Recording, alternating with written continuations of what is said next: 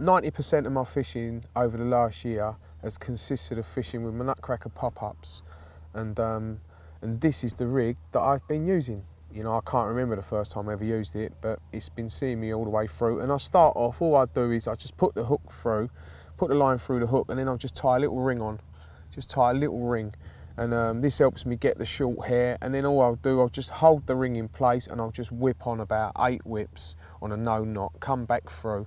You know, so simple. From then, I'll just come up the other end and I'll just do a double loop knot.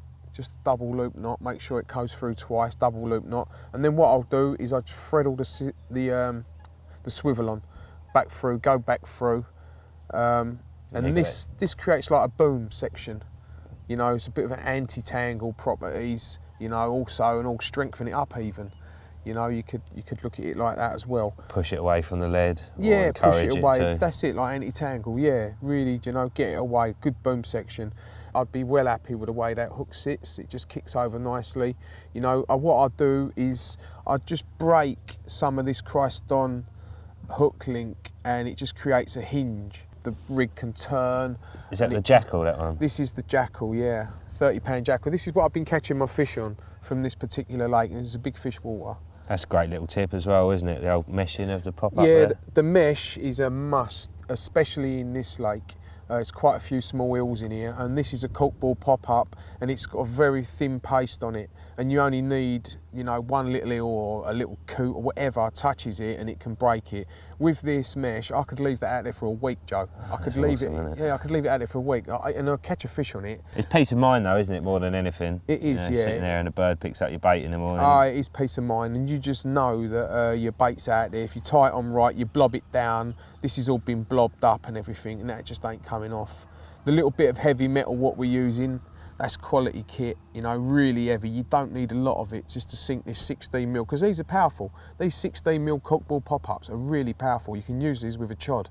They will sit a chod up for days, one of these. They really are good. All I use underneath the bit of putty is, I'm going to pull this putty off here, and all you see is just a little stop knot there. Yep. Just a little bit of pole elastic, really pull it in tight so it's super tight in there, and I'll just use that and on the little bit of break, and so I get that hinge and just put that bit of putty back on.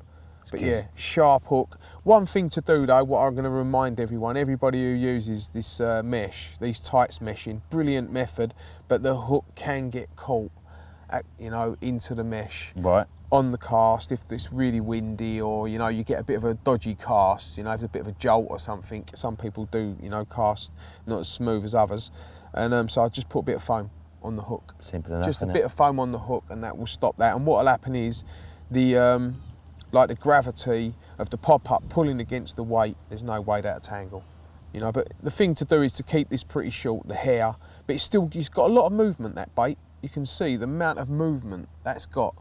You know, and that's one thing I like about this rig. A lot of the D rigs, they've got movement, but you look at the movement that this hooker's got, this rig, that's got a massive big movement there. So, you know, I think that's one of the reasons why this works so well. And how about actual rig length? Do you keep that standard? I do. Yeah, in here I've been fishing over silkweed. You know, if I'm fishing over loads of bait and I'm fishing a bottom bait, sometimes I just use this rig with a bottom bait. I take the putty off and I'll just use it, say, I suppose all in all, anything between 4 to 8 inches, my rig I can play around with. Sometimes as short as 4, sometimes as long as 8. Do you find yourself, if you're fishing over smaller baits, you go shorter, or just cleaner bottoms? Yeah, I do, yeah. If I'm cleaner bottoms, I shorten them right down a lot. And also with a small baits as well, because I think like when you're particle fishing especially, the fish move really close to the bottom, and with a boilie fishing, it's a little bit different. They do move about more. You can use a longer. At times, I've used 2-foot hook links for boilie fishing. I used to use it a lot. 2-foot hook links. What, because you're fishing over weed, or just in silty lakes, clear lakes as well? Just 2-foot hook links. In the old days, it was we used to cast out, never used to pull back or even feel for a drop. And what you used to want is it was like a confidence rig. Your boilie would come down and land next to your lead, and you'd have a big coil of hook link there, and it was a confidence. The fish could move it around, you know. I suppose also with a coil there, if they suck it, it's just going to fly back in their mouth. Oh yeah, some of the hook link, the hook holds we used to get were brilliant. But no, it's something that's not done nowadays, but I'm sure that in the right circumstances could tear places apart. Long hook links, don't see it nowadays, do you? Definitely.